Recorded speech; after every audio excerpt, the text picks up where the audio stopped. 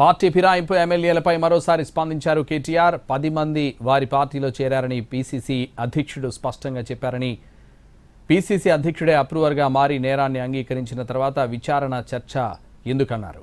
ఆ 10 మందిపై వేటు వేయడానికి స్పీకర్కు మొహమాటం ఎందుకని ప్రశ్నించారు.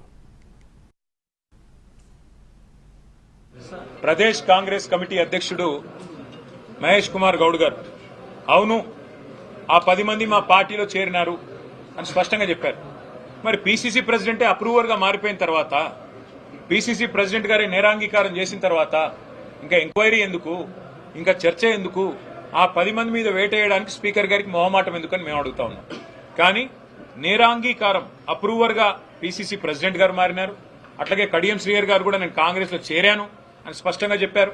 ఇవన్నీ ఆన్ రికార్డ్ మీడియాతోనే చెప్పారు. కాబట్టి ఇంకా ఇందులో చర్చించడానికి కానీ, తర్కించడానికి కానీ, పరిశోధించడానికి కానీ ఏమీ లేదు.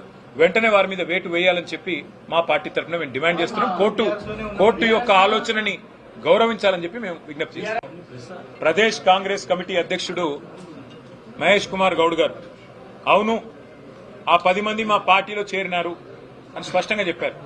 మరి పీసీసీ ప్రెసిడెంటే అప్రూవర్గా మారిపోయిన తర్వాత, పీసీసీ ప్రెసిడెంట్ గారి నేరాంగీకారం చేసిన తర్వాత ఇంకా ఎంక్వైరీ ఎందుకు, ఇంకా చర్చ ఎందుకు, ఆ 10 మంది మీద వేటేయడానికి స్పీకర్ గారికి మొహమాటం ఎందుకని మేము అడుగుతా ఉన్నాం. కానీ నేరాంగీకారం అప్రూవర్గా పీసీసీ ప్రెసిడెంట్ గారు మారినారు. అట్లాగే కడియం శ్రీహర్ గారు కూడా నేను కాంగ్రెస్ లో చేరాను అని స్పష్టంగా చెప్పారు. ఇవన్నీ ఆన్ రికార్డ్ మీడియాతోనే చెప్పారు. కాబట్టి ఇంకా ఇందులో చర్చించడానికి కానీ, తర్కించడానికి కానీ, పరిశోధించడానికి కానీ ఏమీ లేదు. వెంటనే వారి మీద వేటు వేయాలని చెప్పి మా పార్టీ తరఫున మేము డిమాండ్ చేస్తున్నాం. కోర్టు యొక్క ఆలోచనని గౌరవించాలని చెప్పి మేము విజ్ఞప్తి చేస్తున్నాం. ప్రదేశ్ కాంగ్రెస్ కమిటీ అధ్యక్షుడు